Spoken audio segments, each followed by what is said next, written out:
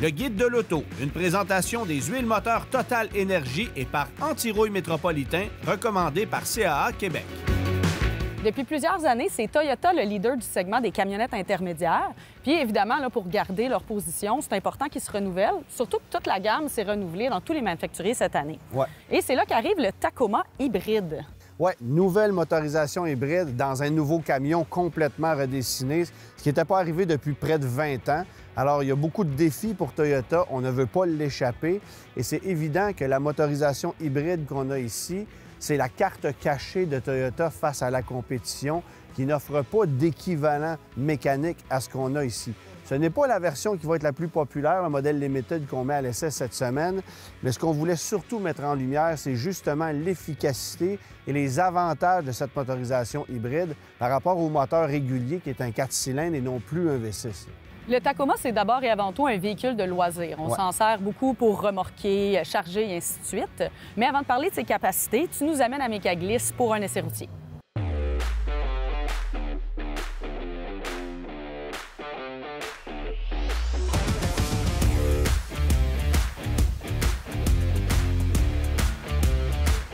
Alors, si vous êtes de ceux qui est habitués avec la précédente génération du Tacoma, il faut souligner que ce camion-ci va vous sembler révolutionnaire parce que l'ancien Tacoma datait de 2005 au niveau de sa conception et que structurellement parlant, c'est un camion qui commence à être sérieusement en retard. Alors, on a un nouveau véhicule avec une plateforme partagée avec le nouveau Tundra, le camion Sequoia, le Land Cruiser également, la plateforme TNGA-F. Nouveau moteur 4 cylindres turbo compressé en remplacement de l'ancien V6. Alors, un camion qui est complètement différent au niveau de son approche.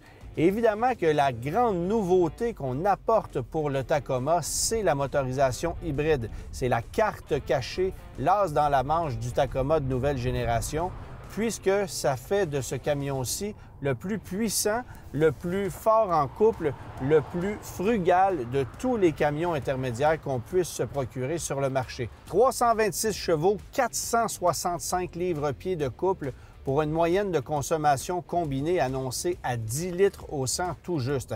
Alors, c'est littéralement imbattable. Si vous comparez ces chiffres avec les versions les plus performantes des Colorado Canyon Ranger, vous allez voir que le Tacoma se défend extrêmement bien. Évidemment que c'est une mécanique qui est moins gourmande que le 4 cylindres traditionnel, qui n'offre pas évidemment ce même niveau de puissance, parce que si vous optez pour la mécanique standard, ça sera 278 chevaux, 317 livres-pieds de couple avec le 4 cylindres turbo. Alors, il y a un net avantage à passer à la motorisation hybride où on gagne sur toute la ligne.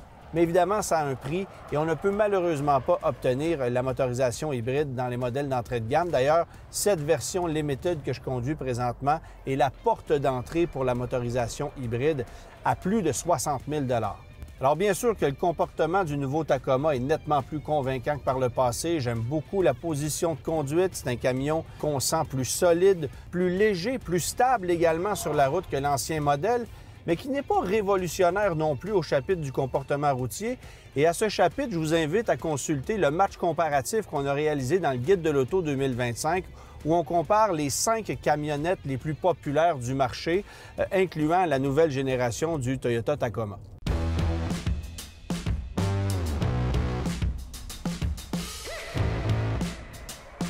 Maintenant, si vous songez à faire le saut vers la motorisation hybride, demandez-vous quels sont vos objectifs.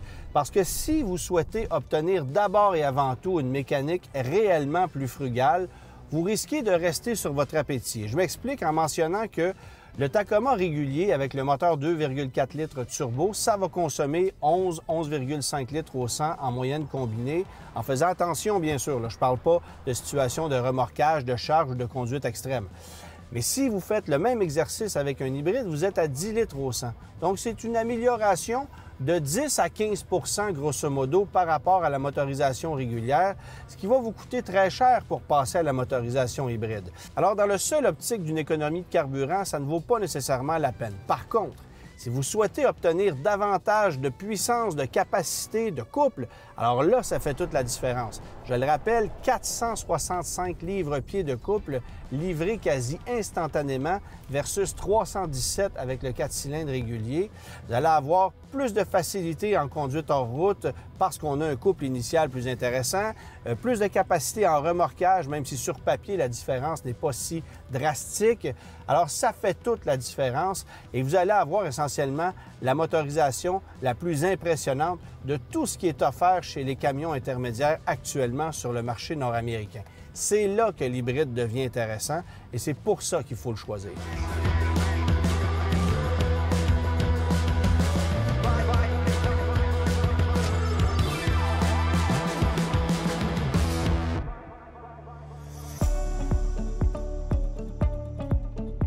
Sur le marché de l'automobile, vous pouvez retrouver des garanties prolongées pour des véhicules d'occasion pouvant aller jusqu'à 12 ans.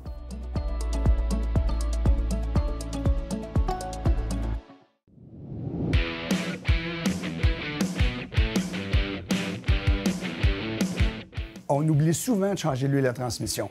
Pourtant, essentiel pour transférer l'énergie aux roues. Une vidange entre 50 000 et 100 000 km peut éviter des pannes coûteuses. Total Energy propose Fluidicine ATF CVT, un fluide avancé compatible avec 95 % des véhicules au Canada. La transmission est la pièce la plus coûteuse à réparer après le moteur. Utilisez une huile de qualité et changez-la régulièrement.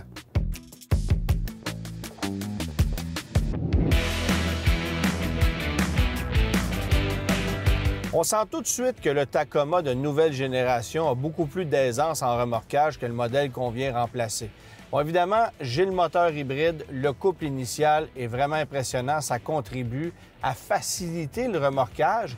Mais ce qui est un peu ironique, c'est que la capacité de remorquage annoncée pour la version hybride est à 6 000 livres, alors que si vous optez pour un modèle à essence 2,4 litres turbo, elle est à 6 400 livres. Ça s'explique par le fait qu'on a un poids supplémentaire sur le modèle hybride et ça limite donc la capacité du véhicule sur papier. Mais dans les faits, j'ai envie de vous dire que la version hybride est tout simplement plus à l'aise en remorquage parce que le moteur 2.4 turbo, lui, risque de travailler pas mal plus fort que la mécanique qu'on a ici, qui est franchement convaincante. Et on sent que le châssis est solide. Ça, c'est un gros avantage. Évidemment que c'est cette nouvelle structure TNGA-F qu'on retrouve dans cette nouvelle génération du Tacoma et ça fait toute la différence. Mais non seulement le rendement du véhicule en mode remorquage est plus intéressant, mais on le sent plus solide, plus apte à composer avec des charges qui sont considérables parce que ce que j'ai à l'arrière présentement, ça pèse un peu plus de 4 400 livres.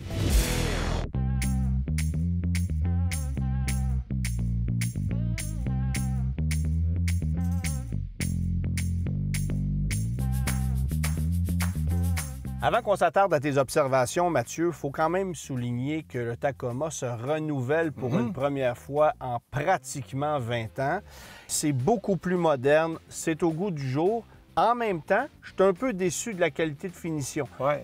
Plastique, hein? Très plastique, manque de contraste. Évidemment que si vous allez dans un TRD Pro, dans un Trail Hunter, bien là, vous allez avoir des éléments de finition supplémentaires. Mais tu restes avec des matériaux de qualité ordinaires et qui ne sont pas à la hauteur de ce que Ford ou General Motors va t'offrir dans un camion équivalent. Là, je ne parle pas de la motorisation, mais je parle du format et du niveau d'équipement du véhicule. Ben là, ils t'ont planté un bel écran de bonne grandeur, là. Je suis d'accord. Et ça va. Et il y a l'équivalent chez les autres camions, mais au niveau de la qualité des plastiques. Alors, c'est le point qui, moi, m'agace un peu, considérant en plus la réputation du camion Tacoma et le prix du véhicule aussi, parce que c'est pas donné. Mais j'ai pas le choix d'admettre que sur le plan ergonomique, c'est totalement réussi, du moins à l'avant. On reviendra aux places arrière un peu plus tard. Puis on a ajouté évidemment des accessoires au niveau de la caisse, les prises pour brancher des accessoires plus performants, le haillon qui est motorisé. Bref, on s'est mis au goût du jour à ce niveau-là parce que, dans les faits, c'est un camion américain, d'un bout à l'autre. On ne le vend pas nulle part ailleurs sur la planète. Ça a été développé par des Américains, c'est fabriqué par des Américains pour des Américains. Et accessoirement pour des Canadiens. Bien, écoute, il y a des trucs qui immédiatement vont nous frapper. Premièrement, tu l'as dit, ça faisait un bon bout de temps qu'il y avait besoin de se redynamiser et de se mettre au goût du jour. Dans les 10 dernières années, d'un point de vue techno, les automobiles ont fait des pas de géants, même si par rapport à ce qui se fait sur le marché tech, ils sont toujours un peu en retard. On a parlé de l'écran, il est d'immense taille. Vous allez pouvoir naviguer à travers toutes sortes de menus que vous connaissez déjà. Il y a un système de son aussi qui est vraiment pas désagréable. Ouais. Et attention, quelque chose que j'aimerais bien voir de série maintenant, il y a un haut-parleur JBL ici qui est amovible. Donc, vous pouvez effectivement prendre le haut-parleur, le sortir avec vous lorsque vous effectuez des travaux extérieurs. Ça peut devenir n'importe quel son émanant de votre téléphone ou de votre appareil connecté, donc votre musique ou encore votre radio Internet. Je trouve ça vraiment le fun. Oui, mais pourquoi faire ça? Parce qu'on peut. Si ça ne coûte pas vraiment plus cher, tu as juste à trouver le fabricant qui est capable de te créer justement ce genre de haut-parleur-là. Le seul truc, moi, qui m'embête un peu, c'est qu'on dirait que j'imagine que le propriétaire du véhicule pourrait perdre son haut-parleur. Absolument. Et là, se représenter chez son concessionnaire Toyota pour racheter un haut-parleur JBL.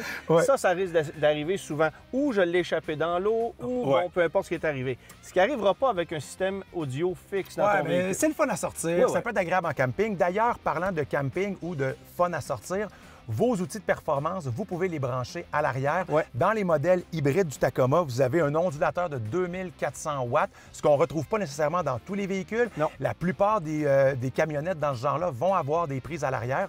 Mais ici, je trouve ça bien intéressant de pouvoir utiliser la puissance de la batterie, parce qu'il y a une motorisation hybride, pour justement alimenter cet ondulateur-là. Depuis tantôt, je te parle, tu n'as pas l'air mal assis là, à l'avant. Très confortable. Le siège de position de conduite, j'ai absolument rien à dire. Ergonomiquement, c'est bien. Visibilité, ça va. On s'est beaucoup amélioré à ce niveau-là. Par contre, je suis curieux de te voir assis à l'arrière, parce que de ce côté-là, je pense qu'il y a une petite lacune. Je vais aller voir. Hein, ça sonne pas écho, hein? Oh, il là là! OK, au niveau du dégagement pour les jambes, c'est pas mieux que dans un avion. Puis, réalistement, là, si je me mettais le dos droit, tu me vois le coup, là. J'ai un Kiro qui s'achèterait probablement un condo en Floride s'il fallait que je roule là-dedans trop longtemps. Et tu auras remarqué qu'on a pris soin de faire une cavité pour que tu puisses avoir plus de dégagement à la tête, parce que le toit ouvrant vient prendre un espace important, là. Alors, c'est le pire de la catégorie. J'ai mesuré 7 pouces et demi entre le dossier du siège avant et la banquette et 5 pouces au niveau de la place centrale. Alors, essaye pas d'asseoir quelqu'un au centre de la banquette, c'est littéralement impossible. C'est un gros défaut en ce qui me concerne. Écoute, il y a quand même quelques qualités. 2 prises USB-C à l'arrière et puis une prise 2400 watts. On sent tout ton positivisme, j'aime ça. C'est sûr que c'est pas un véhicule à vocation familiale, on oublie ça. J'ai pas d'espace pour la tête, puis quand je regarde le monsieur là-bas là, qui nous fait signe comme ça, là, ça veut dire, je pense qu'on n'a plus d'espace pour ma chronique non plus. Ah bon. Les vols d'auto. Comment s'en protéger? Rangez vos clés intelligentes dans des boîtes qui bloquent leur signal. Installez un dispositif anti-vol comme une barre de volant, un système d'alarme ou de repérage. Évitez de vous stationner dans un endroit isolé ou sombre. Si vous avez un véhicule sans clé intelligente, stationnez-le pour bloquer votre modèle qui en a une.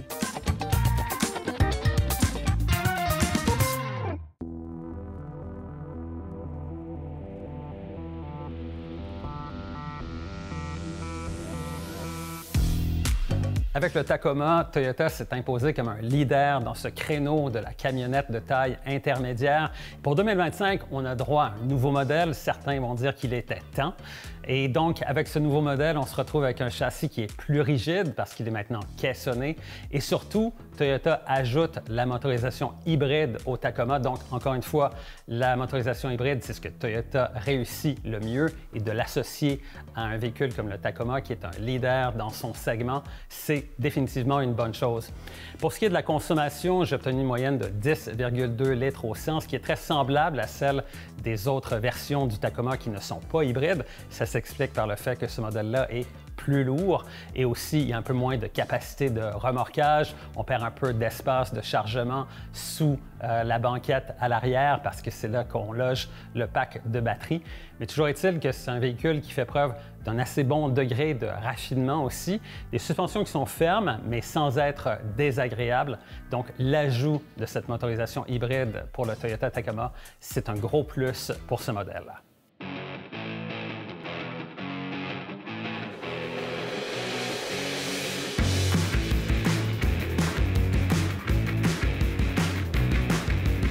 Antoine, dans le guide de l'auto, vous avez organisé un match comparatif entre les 5 camionnettes intermédiaires les plus vendues sur le marché. Puis on se serait attendu à ce que le Toyota Tacoma soit le grand vainqueur, mais ce n'était pas le cas. C'est pas ce qui est arrivé. Évidemment que c'était le prétendant au titre, hein, parce que c'est le plus vendu au Canada comme aux États-Unis. Et je me permets de te dire qu'on a eu du fun durant ces 2 journées de match comparatif-là. On a fait du hors-route, du remorquage, on a roulé sur des routes secondaires pour tester la consommation de carburant, le niveau de confort et sonorisation. Bref, on les a testés comme du monde. Et c'est en comparant des pommes avec des pommes que tu te rends compte que, oups, il y a peut-être certaines lacunes à gauche, à droite, si bien que le nouveau Toyota qui se renouvelait pour une première fois en pratiquement 20 ans, parce qu'on se souvient que la précédente génération du Tacoma avait été lancée en 2005, bien là, on s'est rendu compte que le nouveau Tacoma, il y a des compromis à faire face à une compétition qui, elle aussi, s'est renouvelée. Par exemple, cabine beaucoup plus étroite à l'arrière. C'est un sérieux irritant, honnêtement, pour ceux qui veulent utiliser de l'espace arrière avec un véhicule qui serait à vocation familiale, par exemple. Il faut oublier le Tacoma dans ce contexte-là, littéralement. C'est un camion qui est peut-être un peu plus bruyant. Et le fait qu'on ait remplacé l'ancien V6 par un 4 cylindres turbo compressé, on s'est dit on va avoir une bien meilleure consommation de carburant, un rendement qui va être plus intéressant. Pas tant. La vérité, c'est que c'est un moteur qui m'a laissé sur mon appétit. La consommation de carburant, quand tu le fais travailler surtout, est pratiquement aussi élevée que l'ancien moteur V6, puis pas besoin de te dire que c'est pas un moteur qui était très moderne. Alors, il y a un paquet de petits éléments comme ça qui nous ont un peu déçus, sans dire que c'est un camion non recommandable, loin de là. Et à l'opposé, bien, tu regardes ce que GM a fait avec les Colorado Canyon, Ford avec le Ranger, puis tu fais « OK, on a fait les efforts qu'il fallait », si bien que si demain matin, j'avais un choix à faire parmi les camions qu'on a testés, bien sûr, parce que c'était des versions équivalentes, bien, c'est pas chez Toyota que je me dirigerais. C'est un résultat qui me surprend, mais on n'avait peut-être pas le meilleur rapport équipement-prix non plus. Effectivement, qu'on s'est rendu compte que peut-être que le Ford Ranger avait un peu plus d'équipement pour un prix équivalent, avait une mécanique qui était aussi très impressionnante par rapport à celle du Tacoma qui nous a laissé sur notre appétit. Et chez Ford, en plus, on a cet avantage d'offrir un moteur V6 2,7 litres turbo, qui est une belle carte pour ceux qui ne veulent pas aller chercher la totale. Mais si on se dirige du côté de l'hybride chez Toyota, bien là, on a cet avantage d'être unique en son genre parce que la compétition ne propose littéralement rien. En comparant le Tacoma qu'on a mis à l'essai aujourd'hui avec une version qui serait équivalente à essence, parce qu'il n'y a pas de modèle spécifiquement identique, bien, grosso modo, on comprend que le moteur ou l'option du moteur coûte à peu près 8 000 $. Alors, c'est beaucoup de sous pour bénéficier de cette technologie-là, mais c'est une mécanique qui transforme complètement le camion, l'expérience de conduite, le plaisir également. Il faut aussi comprendre que pour les modèles hybrides, le Limited, c'est l'entrée de gamme, c'est celui qui va se vendre le moins. On va surtout vendre du TRD Sport, du TRD Pro et du Trail Hunter. Et ces versions-là, bon, surtout dans le cas du TRD Pro, tu es à 79 900 $, Trail Hunter, 85 900 $. Ça commence à être énormément d'argent pour un camion intermédiaire. Mais en même temps, regarde ce qui se fait chez la compétition. Un Ford Ranger Raptor, c'est 80 000 $, à peu près la même chose pour un Chevrolet Colorado ZR2 Bison. Donc, on est dans les normes de prix. Ce qui est particulier, c'est qu'aux États-Unis, on va vendre une version Trail Hunter à prix moindre qu'une version TRD Pro. Et au Canada, c'est l'inverse. Alors, quelle est cette stratégie-là? Je ne la comprends pas. Et on a même posé la question aux gens de chez Toyota qui nous ont répondu bêtement que notre version Trail Hunter avait cet avantage d'une caisse de 6 pieds. Ce que je trouve totalement stupide, puisque dans ce genre de camion-là, ce que tu veux pas, c'est un long empattement. Tu vas avoir un camion qui est maniable, qui est plus agile hors des sentiers battus. Et le Trail Hunter qu'on a au Canada, qui n'existe pas aux États-Unis, bien, il est handicapé à ce niveau-là. Alors, c'est une drôle de stratégie. Justement, parlant de ces modèles-là, si on compare le ZR2 Bison, le TRD Pro et le Ranger Raptor, c'est lequel que tu choisirais? Mon choix s'arrête sur le Toyota Tacoma et dans ce cadre spécifique-là, ça s'explique par la motorisation. Bon, le Tacoma TRD Pro, c'est un athlète olympique, comme le Chevrolet Colorado ZR2 Bison, mais qui a un moteur que je déteste. Et si on se dirige du côté de chez Ford, on a un V6 qui est magnifique. Honnêtement, le comportement du Ranger est impressionnant. Je ne peux pas dire que je suis aussi passionné par le look, la présentation du Ranger, puis rendu là, c'est très subjectif. Mais par contre, un Ranger, ça va rouler à 15-16 litres au 100. Et chez Toyota, non seulement tu as plus de couple, tu as une mécanique qui est peut-être plus efficace, mais tu roules à 10-11 litres au 100. C'est le meilleur des mondes, d'autant plus que tu as une suspension qui est fantastique. Il ne faut pas oublier non plus que dans le TRD Pro, on a des sièges qui sont conçus pour que tu puisses sauter avec ton camion. Les sièges sont amortis. C'est dire à quel point on a travaillé sur ce camion-là. Alors, c'est une machine qui est vraiment impressionnante. Je préfère même le TRD Pro au Trail Hunter, personnellement. Alors, ça serait mon choix dans ce cadre-là. Donc, de façon générale, penses-tu que le Tacoma va rester le plus vendu de son segment? Probablement parce qu'il y a une super réputation, ce camion-là. Il y a énormément de versions disponibles.